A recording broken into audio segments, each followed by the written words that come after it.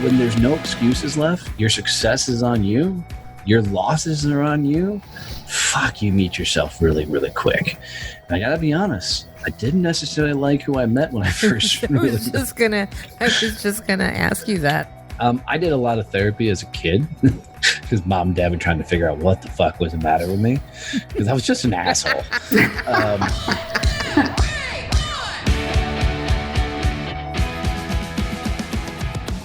Hey, Warners, welcome to Women Your Mother Warned You About. The podcast that makes business sexy again. I'm Gina Trimarco, sales trainer and consultant at Pivot10 Results and founder of Carolina Improv Company in Myrtle Beach, South Carolina. And I'm Rachel Pitts, mommy, wifey, and mortgage loan officer with U.S. Mortgage. The Singing Linda. Singing Linda. I love how you sing it really soft. That's definitely needs to be bolder when I finally one day get around it. Well, I'm really just trying to be your harmony. Oh. So I go soft so that you can overpower me and sing over me. See what I was saying? Harmony doesn't come first. I know. Melody I know. Why don't you sing louder? Well, sometimes the people in the background just kind of show up softly, and the people in the foreground just take over. I don't know. I think we need to take baby out of the corner, and you need to sing out, girl. Oh, I need to do some singing. We keep talking karaoke about it. Yeah, well, we'll do karaoke when COVID's done. For reals. I don't trust it yet. So we had Donnie, our friend Donnie, on this episode. Say his last name for us, Gina. Boivin. Is that right? Is that right? Because bovine sounds like a cow. That's how. Gotcha. I look at it and I think it's French. Boivin is what I see. That's he's so far. Every time I see it, I think Boivin. Probably he's the only French he would probably claim is kissing. He's not even here to hear that. But I'm sure he would love to hear that. So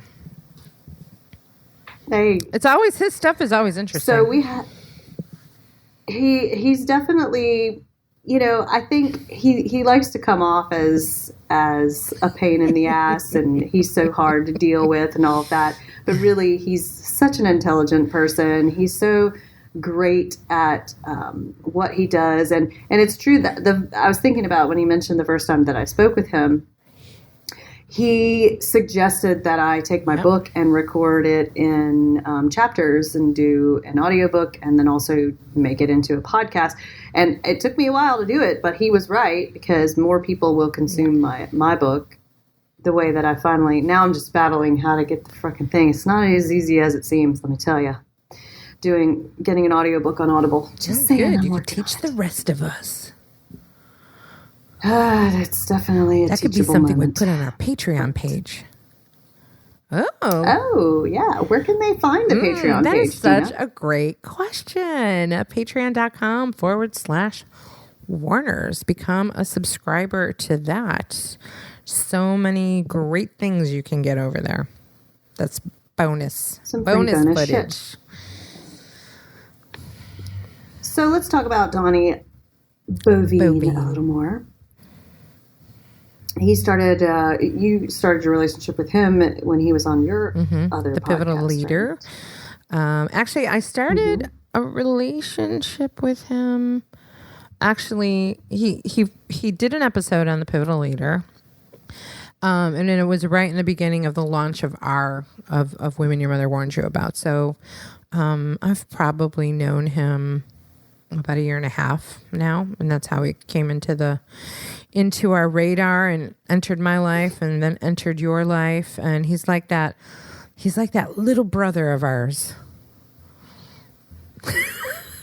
Sometimes, like he can annoy you once in a while because he's got this edge to him.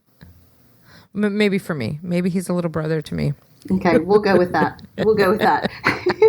Donnie is changing the game of business development. At the age of 22, right out of the Marine Corps, he struggled with what to do next and landed his first straight commission sales job Has spent over 2 decades learning what it takes to be successful in sales. And at the age of 40, he discovered he'd been living other people's dreams, and he talks about that and not chasing his own. And he launched his own business, and then he drove that shit right into the ground. Yeah, he did. And learned a great deal. He became one of the world's top podcasters and started changing lives. And he knows how to help you change your mindset and up your game. His story about becoming a success champion in his own life has inspired thousands to get out of their own way and go for it. He definitely, he's a straight shooter, tell it like it is kind of guy. And he definitely, I can see how helpful he can be for people to meet themselves. And I love how he, I've watched him, you've watched him, like he's so great at constant reinvention. And as a business owner, but just as a human being, especially with what we've been going through, you have to be in reinvention mindset. And I think one of the things that resonated most with me that he said was the part about failure, because I'm always a big advocate of failure, and especially when he says fail on purpose, which is something that we do in improv. We try to break something and try to see if we can innovate on breaking something. But I think the other thing that really was like a really great aha is, not worrying about what others think about you. And if you are, it's because you haven't met yourself yet. You don't like yourself yet. And so I thought that was a really great conversation. You guys will enjoy Donnie. So why don't we get started and meet Donnie Boivin.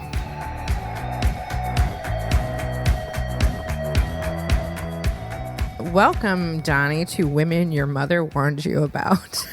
I've been looking forward to the show. Yay! It's not one of those uppity shows. We are not uppity, but there is a difference between the north end of the Grand Strand and the south end of the Grand Strand. As far as like driving, right? So like even when I'm in Dallas, I don't visit you because it just seems like such a long drive to Fort Worth from Dallas. Well, it is. I mean, people don't realize there's actually 45 minutes in between two cities. Yeah. What's the mileage? I can't even remember. It's like 26, 30 miles. I mean, in between them. But like everywhere in the United States now, if you jump in a car, because commuting just sucks ass. Yeah. You jump in a car and you're stuck for the next 45 minutes or an hour. Yeah. So Unless you're like in Boston, then you're stuck for like 4 hours. Yeah. Or LA. Yeah. So back to Donnie. As it should be. As it should be. Donnie has been in our life for quite some time. My life a little bit longer. Now Rachel is blessed to have him in her life too. So I blew her mind the first time Rachel sat across. She didn't want to sit across from me. Yeah, that's exactly what she said to me after she got done talking. She's like, dude, that guy's such an asshole. She's like, oh my God, Donnie's the best. I don't even remember. I'm making all this shit up. Gina and I are improvising. Would you leave us alone a second? Can we have our improv private time, please? I loved your message this morning. You're going to be late for your first day of class. Well, some of us got to run a business.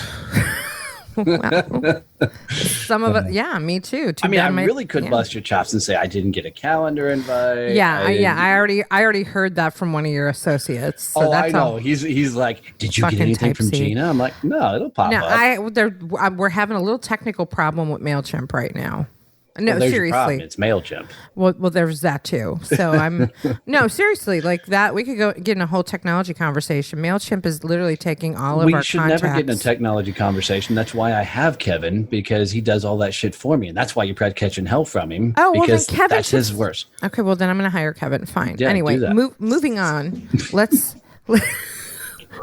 just like brother and sister here. Right. So, well, let's talk a little bit about you. First of all, I always fuck up your last name. Don't worry, everybody does. So it is Boivin. Boivin. I'm going to do like in a Gary Vee episode where he's like Vaynerchuk. Boivin. But if you spell it Boivin. B-O-V-E-N, you'll get it phonetically correct. I think that's the right word, phonetically. Okay, Boivin. Donnie Boivin. Yeah, I would have totally messed that up. Dude, I went through Marine Corps boot camp with this last name. I was a fucking cow for like 6 months. Because everybody wants to call me Boivin. Yes, that's what I think about every time. I can't help it. That's a perfect segue. Let's talk about your military background, because I've always been fascinated. Anybody who works, anybody with a military background, and by the way, thank you for your service. My honor. I'm always interested in hearing about that walk of life and how it's affected your journey in life and business. So just a little bit, tell us a little bit more about your journey from military to business. Lots of rum. So I drank a little bit before I went in the Marine Corps, a lot more after I got out. No, I mean, the Marine Corps was a fun ride. You know, looking back on the choice to go in, I don't know what the fuck I was thinking. I'm not a guy that likes authority. I don't like being told what to do. I don't like rules. And yet I went to one of the most disciplined military outfits in the world. Good job, Donnie. So, you know, in some circles, the Marine Corps was exactly where I needed to be, because it knocked a big ass chip off my shoulder, and knocked a lot of cockiness out of me, if you can believe that. Right. Yeah. I was noticing. I was thinking that as you were talking. Somebody needs to be fired. But, you know, in other senses, it forced me to grow up a little bit. You know, I was a kid that no direction, no clue what the fuck I wanted to be when I grew up, you know, type thing. And, you know, the Marine Corps, my oldest brother had gone. So I went because he went.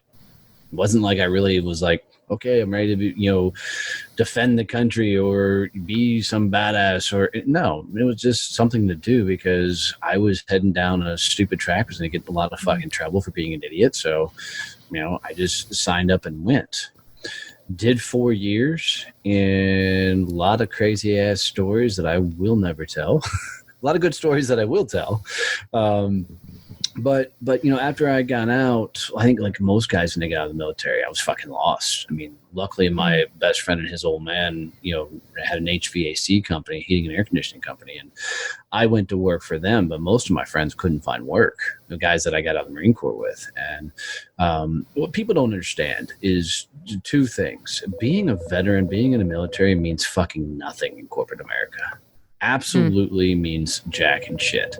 So, you know, by the time I, you know, got going in sales and everything else, to the point where I was working for a Fortune 500 in St. Louis and coming up through their sales ranks, selling franchises for them. And a vice president of the company, massive company, pulls me aside and says, look, dude, you got to stop two things. I said, okay, what's that? He goes, first, lose the fucking twang. You can't say y'all in corporate America and fucking make it. As soon as you get the hillbilly twang, they see you as a fucking idiot and you will not climb.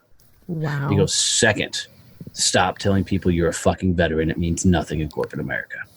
Guys, and everybody always looks at me like that, like he was an asshole. He was not an asshole. He was 100% spot the fuck on. Wow. Right? And it becomes down to is, one, most veterans lean on it like it's a privilege. Right? Because I went through it, you should give me X. Very much like what people don't seem to like about millennials, which I fucking love millennials. But the second side of thing is your military skills don't translate. They literally mean nothing in corporate America whatsoever. Really? And so what I tell everybody, like, look, dude, if you were a badass in the military, then fucking go get a job in corporate America and then work as hard as you did in the military and watch how fucking fast you climb, right? It's really that simple. Quit being this guy that you believe you deserve all this great badassery. But I get to say that because I'm a veteran, right? Yeah. And this is not banging on veterans at all. You know, this is about what everybody needs to do is get down, lace up your fucking boots and get to work and watch good things happen. But I found that also once I got rid of the twang, which I didn't have much of an accent, but I said y'all all the time and everything else. And if I did it in a meeting, you could watch the corporates, you know, freaking almost cringe when I came out with the twang and everything. So for 10 years of my corporate career, nobody knew I was a Marine. Nobody knew I grew up on a farm.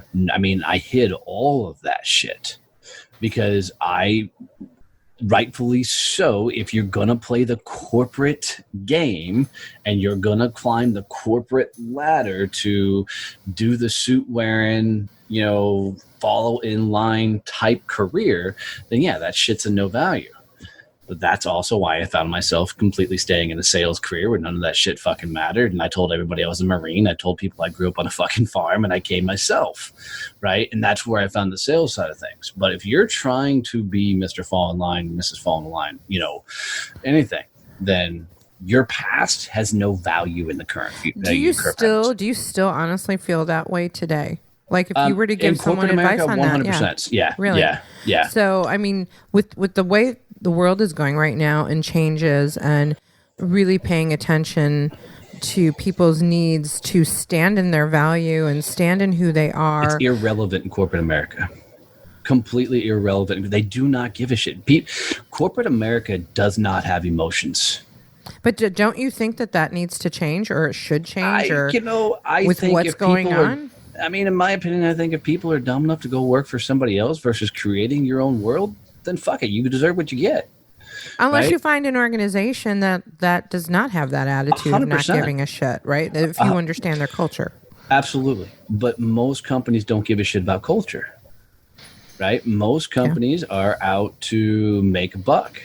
And there's very few companies. Once you get into the corporate game, you'll see it. And as soon as you bring emotion into corporate America, you're in trouble. Oh, no, I've been there. Yeah. I've been there. I didn't last. I was I was specifically called out for it. I was told I was too emotional. Yep.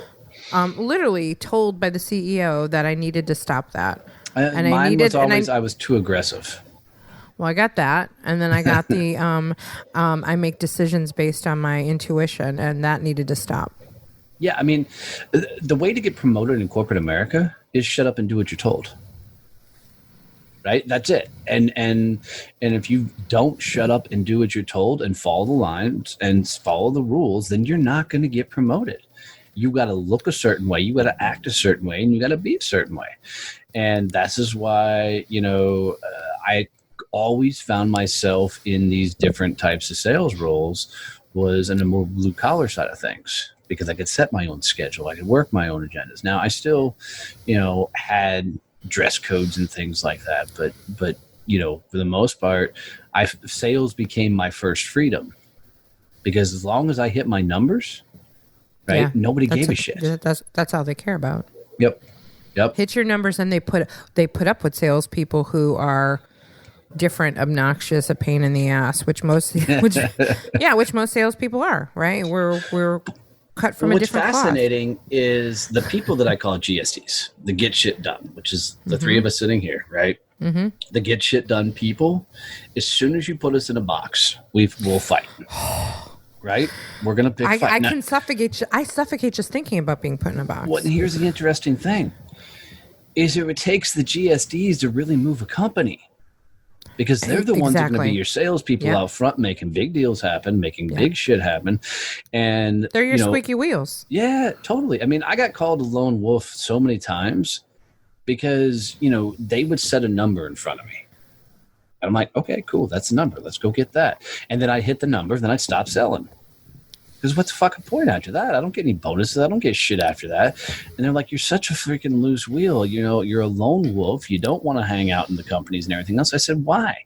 I'm not paid to do all that shit. Right? I'm paid to go get it done. So I go get it done. All on the way. But that's why we don't fit mainstream. But, still crazy for me is I played that game for 40 years or 20 years until I was 40 years. Damn, you look good. I look amazing, right? Hey, it's guys, we don't get older. We get distinguished. Big difference. Oh, yeah, you say that all the time. And my response to you is women get sexier. I love it. I say classier, but we'll go with sexier. Right. Well, speaking of sexier and you going against the grain and we being the women, not girls. Just for clarity. I met it. They're editing the episode that we did on my podcast. Yeah, when is that episode? It'll be out either today or tomorrow. Okay, so as the women your mother warned you about. We obviously can't call you a woman. Well, we could, but we won't. I'm going to call you the man our mothers warned us about. So how would you define a man that your mother, or a woman that your mother warned you about? You know, I was talking to Mike Michalowicz, a really good guy. He did the Fix This Next book. He's done a Clockwork. He's done a bunch of cool books, right? Profit First is probably his biggest one. And he said a phrase that described what it was like being married to an entrepreneur, and I just love it. So I'm going to go that direction. And what he said is being married to an entrepreneur is like you're sitting in the passenger seat. The entrepreneur is driving a car. They're driving well over 100 miles an hour. There's no seatbelts and there's no steering wheel. And I thought, well, that pretty much describes everything I put my wife through. Because, you know, running a business and going, it requires somebody to have 1 foot on fucking insanity, 1 foot grabbing their balls and saying, watch out world, here the fuck I come, and then passing a beer off saying, hold my beer and watch this shit. Because to become something bigger in this world, you got to go all in, not give a fuck what anybody thinks, and get after it. Do the action. It's not massive action. It's consistent action, and continue to move forward even when everybody else is telling you shouldn't. Ooh, love it. You know, love it. Follow-up question to that, because I think this is an important one. Because it comes up a lot. It's come up for both Rachel and I individually, but it comes up with just about everybody. How do you stop giving a fuck what everybody thinks? I think it's hard. But I think everybody walks around with a whiteboard on their chest, and they hand somebody else the marker, and they literally say on a regular basis, please write on here what you think I'm worth. Right? And they walk around constantly trying to ask others to tell them what their value and worth is. The only way you can start flipping that script to get people to stop giving a shit about what people think is fucking start liking yourself as you are, as a fucking person.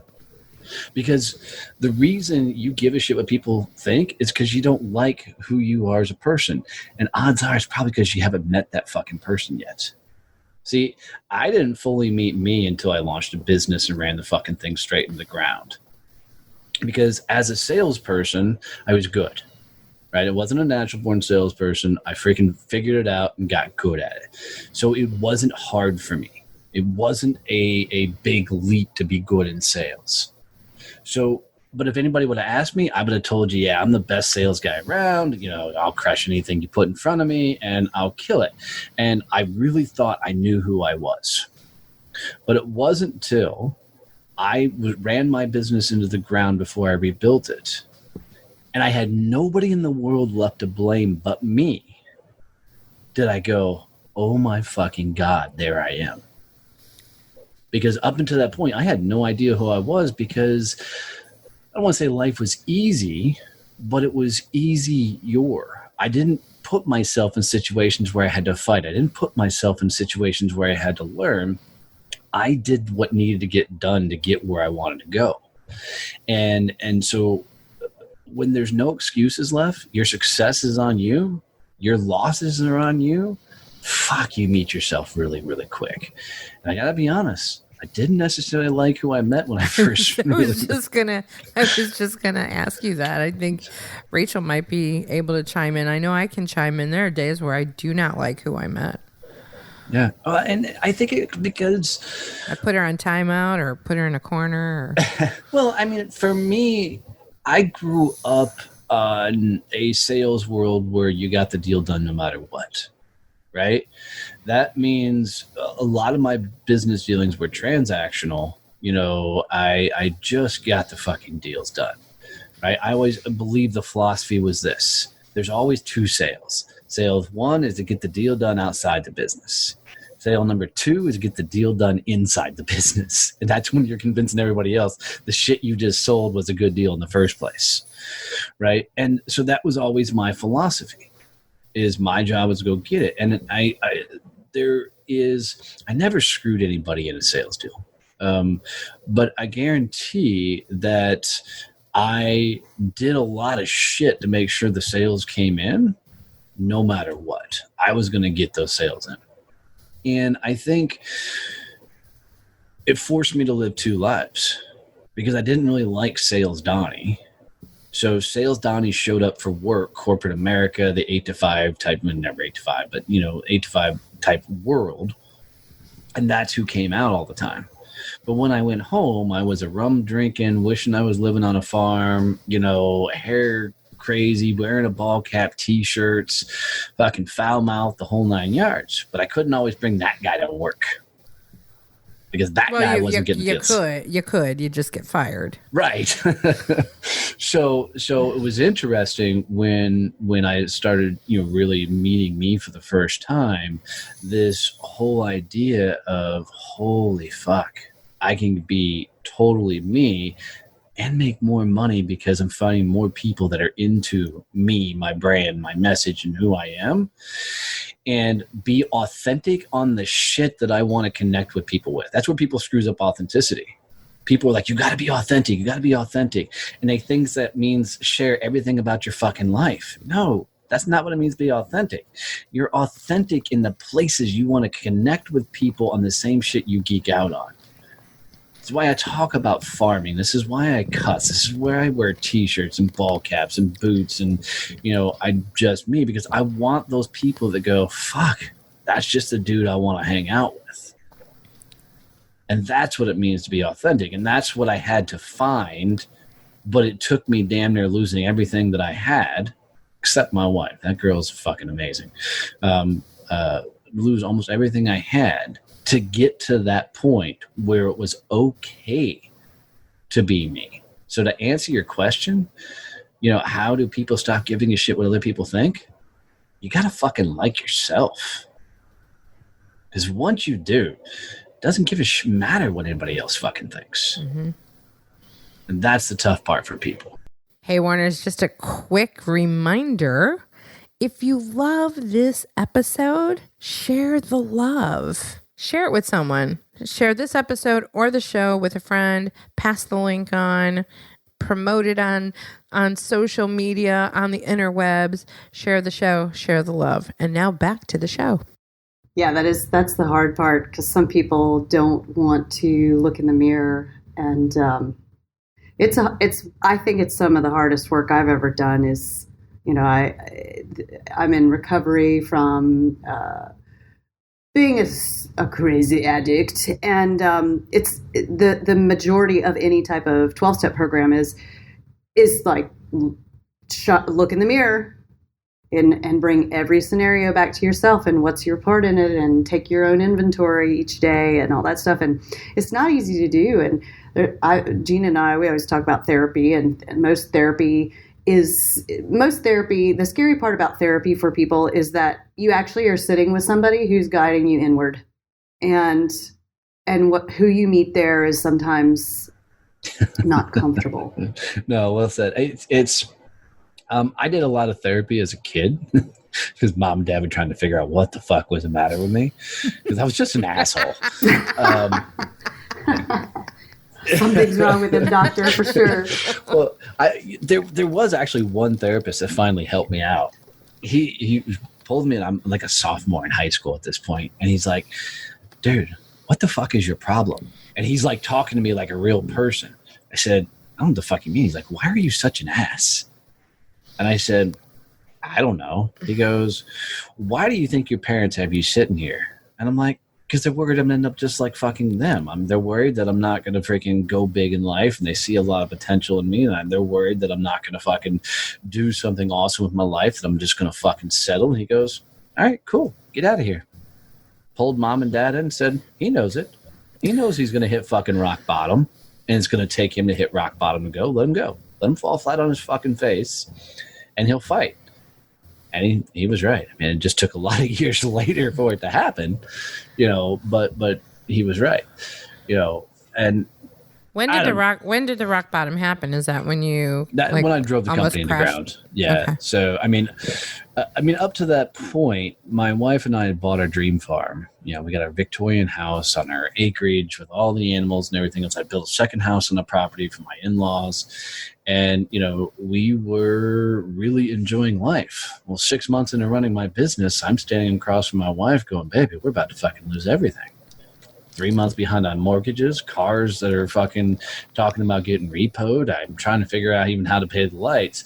And so if I lose my house, my in-laws or my mother-in-law, my father-in-law passed away, my mother-in-law loses her fucking house because it's on my property. It's all part of the whole fucking shebang, you know. And my wife said one sentence that changed it all. She said, "Get off your ass and go fucking sell something." And I did. I started fighting again, and you know we figured it out, and I rebuilt the company, Success Champions, and now it is what it is today. But it was in that moment when I realized that my entire sales career was based on what somebody else wanted me to do. It was based on somebody giving me direction, somebody always saying, "Hey, here's where you got to get to." That I went, holy fuck, my entire life is a series of excuses. And what I mean by that is if my sales were down, the fucking economy sucked. You know, my sales are down, the leads were shitty. You know, whatever it was, there was an excuse for the bad times. Now here I was fucking way behind on bills, fucking everything else. I had no excuses left. It was all my fault, and I had to come to terms with that. And that's a portion of what really started getting me fighting. And then that's where I understood success is 100% your fault. So is failure. Own both of them. I want that on a t-shirt. Because I just pulled that out of my ass. Yeah. That's a good one. T-shirt. Yeah. It's for me is the more you show up in the world as who you are, then you don't have to remember the stories you tell. You don't have to remember the promises you made. You don't, because it's just you. Yeah. And as you are walking through everyday life and maintain just who the fuck you are, then you meet some really cool badasses along the way. And I think that's, in addition to finding me, that's the other cool thing is now I seem to attract these get shit done badasses that have said, fuck the corporate path, right? And are creating their own path in life. And there's this common bond of, fuck, we've seen some shit. But we're still here. We're still fucking fighting. And, even at the time of this recording, what's going on in the world with COVID and everything else that's going on, I don't know about you. You probably not, but I have these moments of like, I'll be honest and transparent. I have these moments of, why the fuck am I doing this? Maybe I should go back to corporate and get a job, although they're not hiring right now. But I have these moments, and I was going through this the other day, and just for shits and giggles, I'm looking at jobs online, and I see all these sales manager jobs. It's you have some of us have these down moments, and for the hell of it, I'll go and just see what's out there. And I see all these sales manager jobs, and I start reading these descriptions. I'm like, all these fuckers need my help. And they all became prospect leads. I was like, but that's the, Rachel and I often talk about the book A Beautiful Constraint. And so in that weak moment, when I went and did that, I was like, oh my gosh, I just got a whole new list of prospects. This is amazing. And it just recharged me.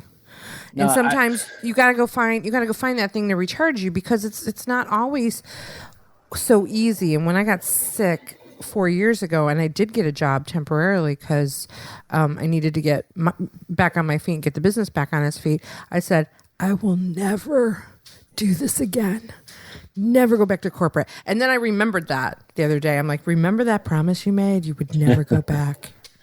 Well, yeah, I think any entrepreneur, anybody that started their own business, because there's a difference between a business owner and an entrepreneur, but anybody who's started their own business and has run it for any period of time has checked out the classifieds going, okay, what job should I go back and get if they're fucking honest? Because just being honest. It's a bitch. I don't do it anymore because I think we've gotten the company, to that fun level. And one thing that did help me, though, when I was down in those moments of, fuck, what do I do? Kind of that crossroads. Do I go get a job? One, I reminded myself how fucking miserable I was, right? Which always works well. But two, I'm like, can I turn that energy and fucking do some prospect? Can I just reach out to some fucking people? Can I get into some conversations? Yeah. And it just reinforces, all these assholes talk about massive action. You got to take massive action to make move. Fuck you. You just got to be consistent and show the fuck up every day. Mm-hmm. Right? If you take massive action, you're going to find yourself in a fucking hospital, right? Yeah. It's 100% about doing what you should be doing on a regular and consistent basis and keep moving the fuck forward. Goes back to my favorite quote every time I say this. I just love it. It's Rocky Balboa, man. Life's not about how hard you can hit. It's about how hard you can take a hit and keep moving forward. That's how winning is done. And I mean, that has probably been the greatest phrase to keep me moving forward in the business is to take the fucking hits. That's a great quote. I love that. And it's cool. I think it's one of the last Rockies before he started doing the Apollo movies. And he's talking to his son, and it's just fucking badass to watch him talk to his son that way. But I think that's everything is, look, nobody else is going to bet on you.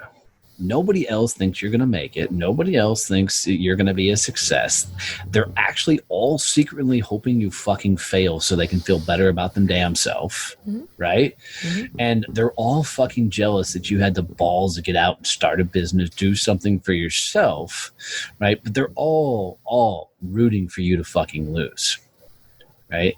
This is why I called my company Success Champions. You got to be your own fucking champion.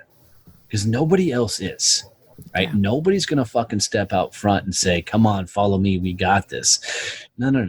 You got to grab a hold and say, fuck it. Watch this. And I agree with you mostly. I do think that there are some people along the way. He's full of shit otherwise. Well, I mean, I think at the end of the day, everyone is going to be most concerned about themselves, and they should be, right? We all have our own personal agendas, and I do believe and agree that most people like to see us fail, especially if you're a woman your mother warned you about or a man that your mother warned you about. Every now and then you find a gem in your tribe. Once you've gotten to the point of liking yourself and being able to push forward, you will start to attract a tribe of people that can be your mentors, either mentored up or mentored down, right? Because there are different people that can show up in your life as mentors. And even if you have a down moment, I've had these down moments where there has been someone who's reached their arm out and said, come on, you got this.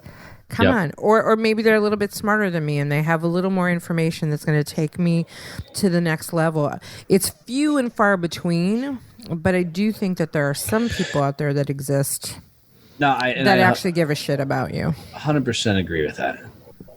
But if you look for those people and are constantly trying to find them, that's when you're going to get yourself in trouble. Oh, yeah. You can't look for them. No. They actually they'll find show up. Yeah, they find you. They find you. I mean, you look for them. Yeah. I had a guy that's running one of my virtual networking groups call me up the other day, and he was damn near in tears when he was talking to me. He said, dude, I just want to let you know, you're such a fucking inspiration to watch what you're building and creating.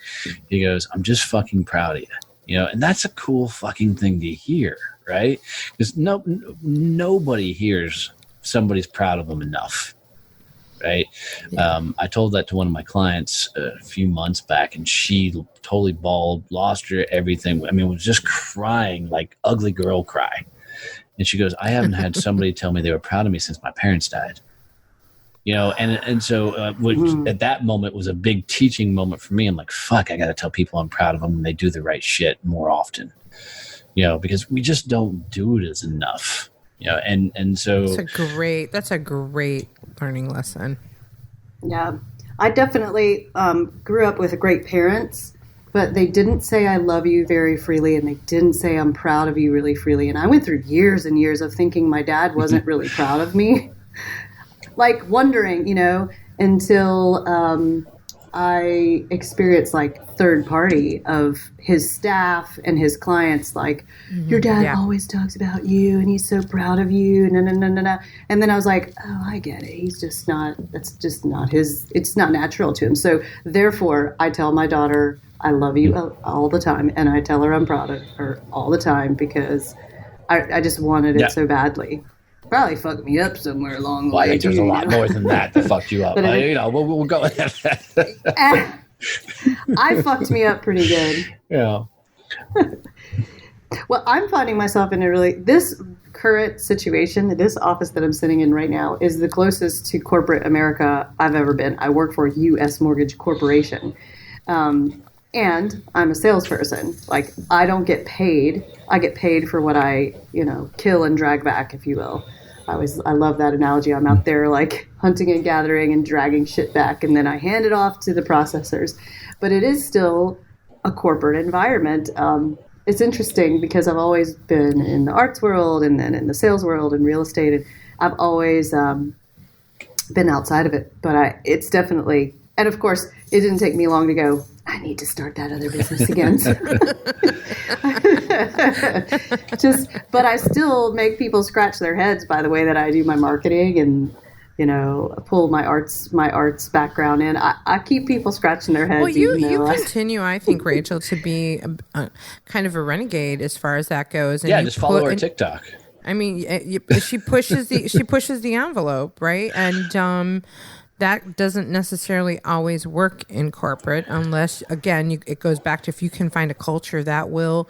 I mean, think of some, like, can you think of some business would be like, what the fuck is this broad doing? Singing lender. Oh, they definitely are, but they also can't say anything because I'm bringing in volume. Answer. They're like, okay, that's her niche, and she's unlike anything we've ever seen. If you can take mortgage and do music videos that are fun and interesting, then you're on to something. When I was doing sales training, that's one thing I always told everybody. Look, you want to get somebody off your back, be number one. If you're number one, they're going to leave you the fuck alone.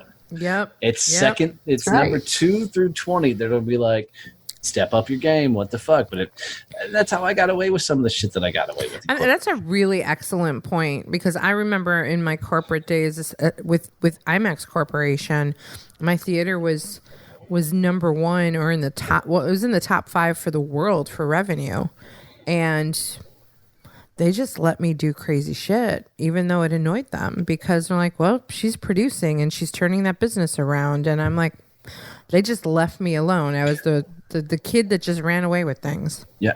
Same when I did commercial printing. I mean, I bring in some of these massive accounts, and the pricing that I would get to do it, even the president of the company every once in a while would go in and goes, did you really promise all that shit for this price? I'm like, just hold on.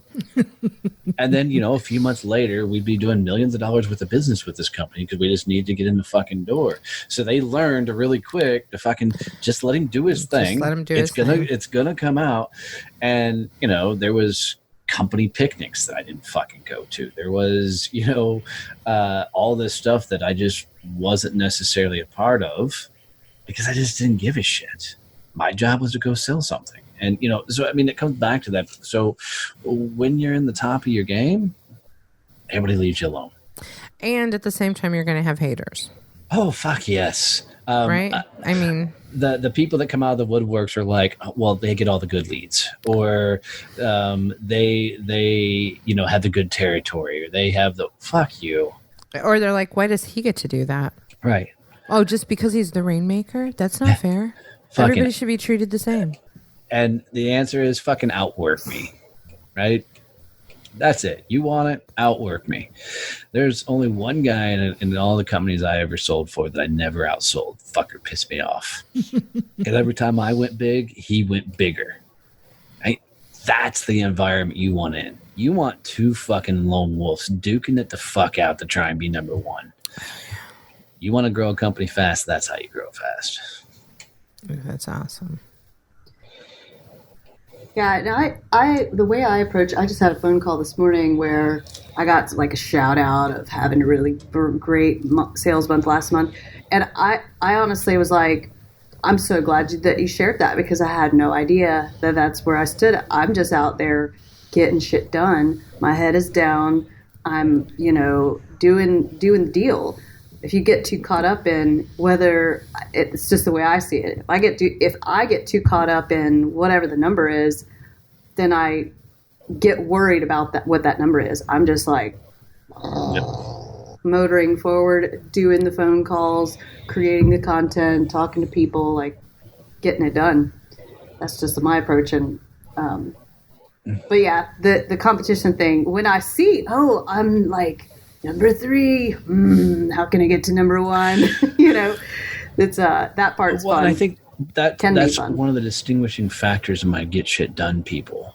So like when we're launching all these virtual networking groups across the world right now, I get the get shit done people at the top because now I take the presidents of each chapter. I'm like, all right, let's have a member drive. And you watch all these fucking people who are like, all right, put me in, coach. Let's figure this shit out. And they start competing with one another. And it's friendly. It's fun. But in the back of their mind, they're like, fuck you. I'm going to kick all their asses, which is what I want.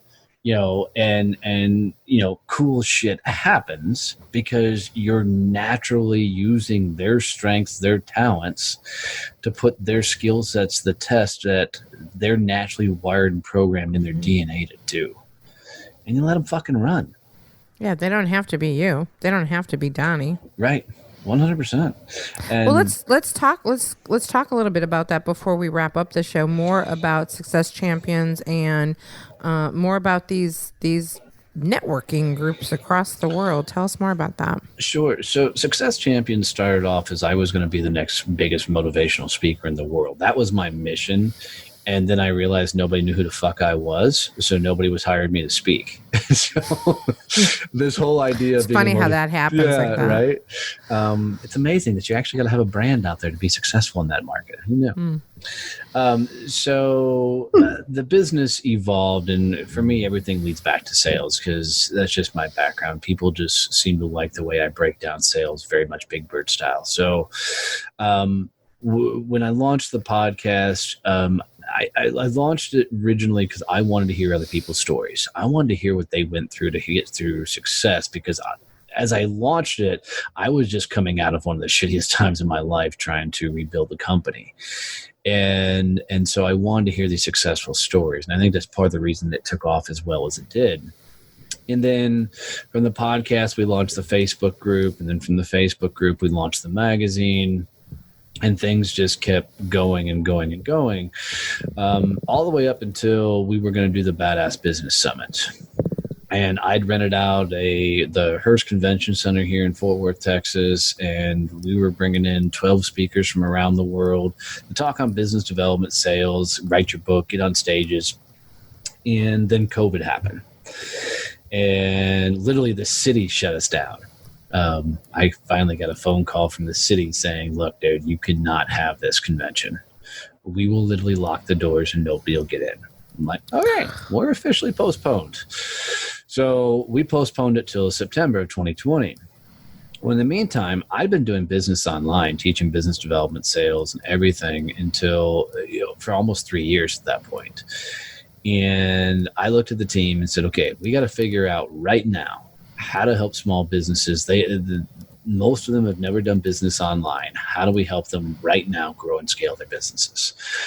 And I sent them off to go try and figure it out. Well, that same night, 3 o'clock in the morning, I pop out of bed like you do when you're a business owner because you can't turn your fucking mind off. If your mind turns off, then you're not a fucking business owner. I can promise you that because you're not working hard enough.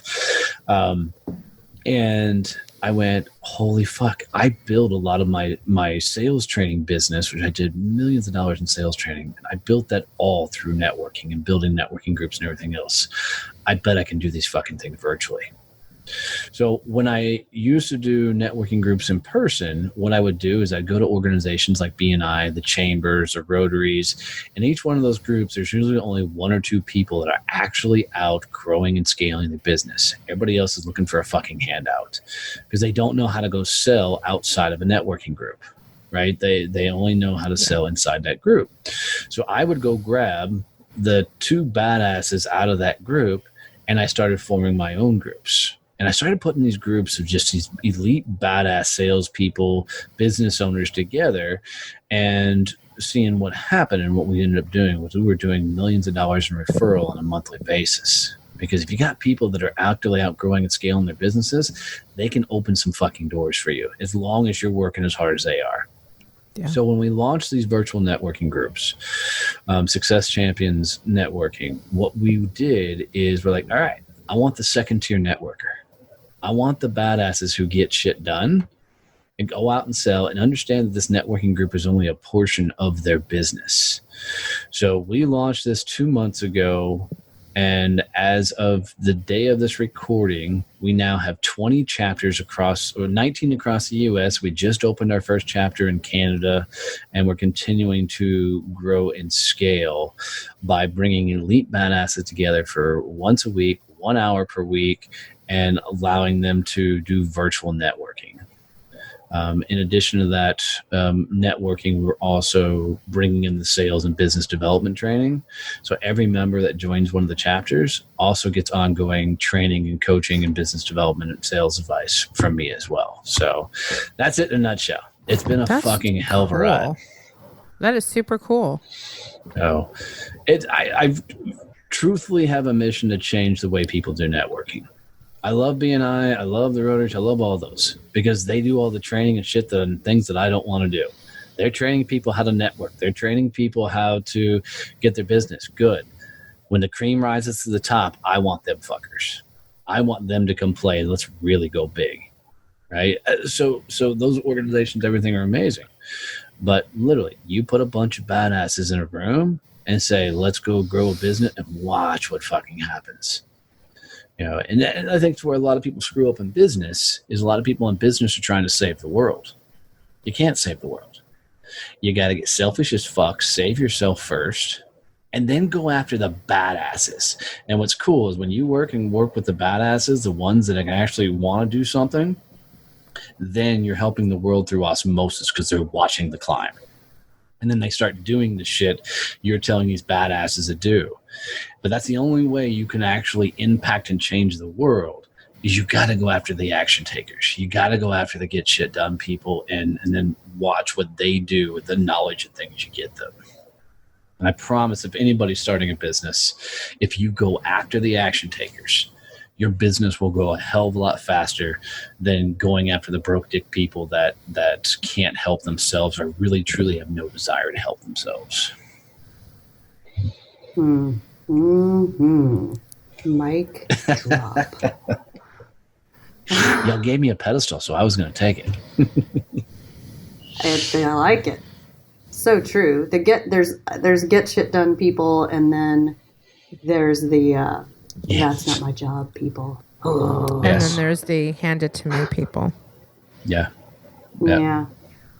Well, they're the same. They hang out together. If people want to know more about those networking groups or Success Champions, what's the best way for them to do that? So I have a gift for all your people.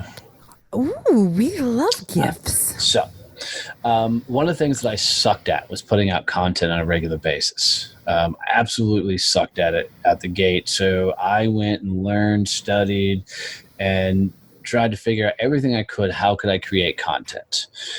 So of 3 years of hiring people, firing people, building teams and everything else, we came up with a pretty cool strategy of how to create endless amount of content in about 20 minutes. Ooh, that's juicy. You like that? That's juicy. Yeah.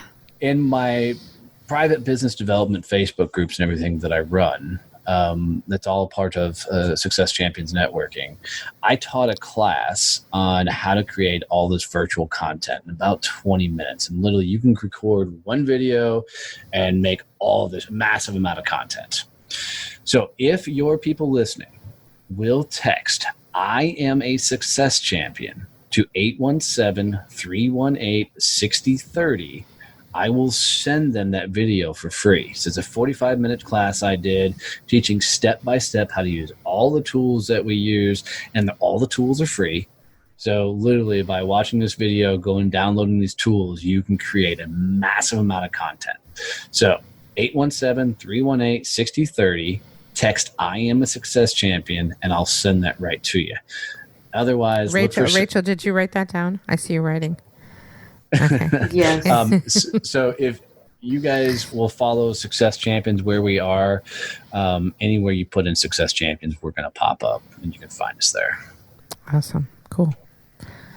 So can I do one last thing? Because I know we're fixing to wrap up. So you can. Cool. Guys, do me a favor. Yeah. If anybody listening to this got any value out of this show, they got one little nugget, they got one little piece of advice, or one little piece of inspiration, anything they found of value, do me the greatest favor and go teach somebody else how to listen to these ladies' shows.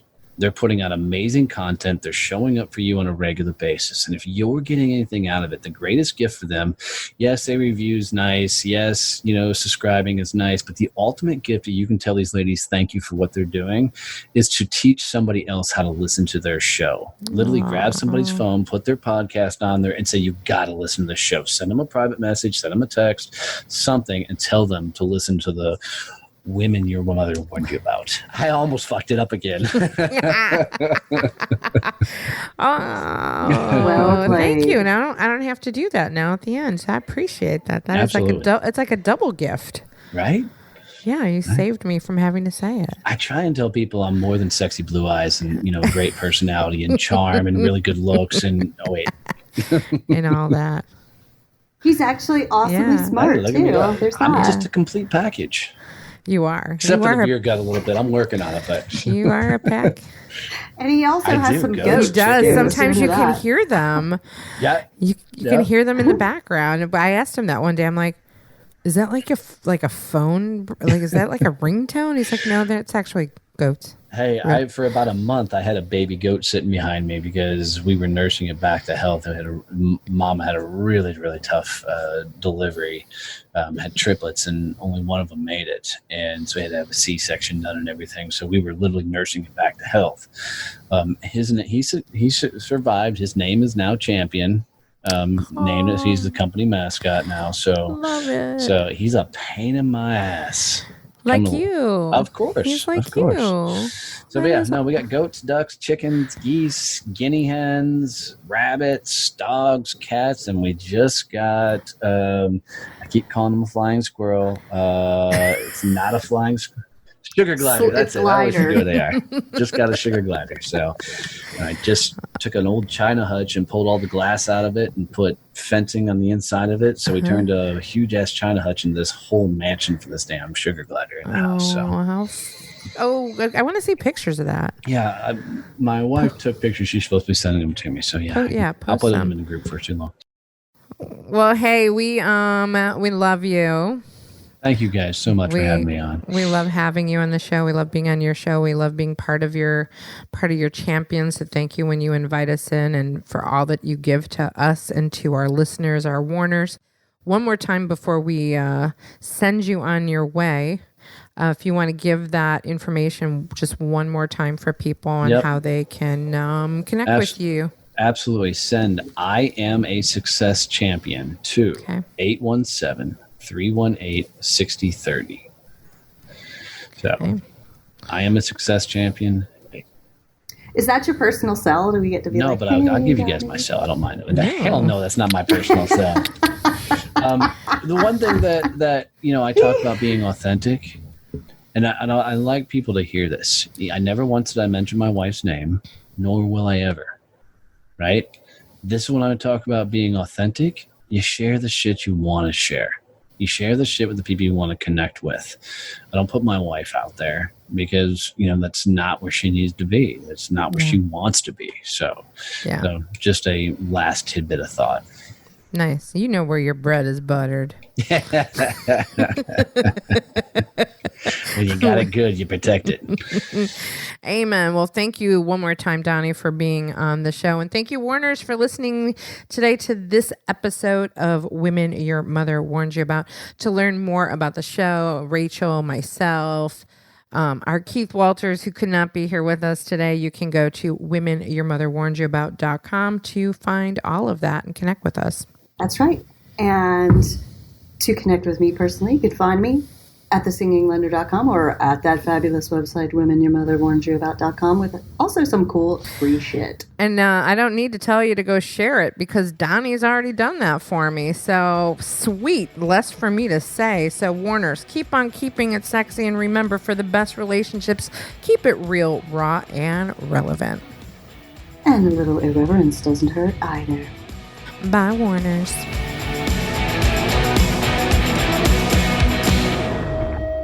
This really will get serious soon. Yeah, it doesn't have to. I don't think anybody wants it to be serious. Women Your Mother Warned You About is a Pod About It production. You've got a great idea. Let's pod about it. Visit podaboutit.com for more information. Woof, woof. Monkey, monkey.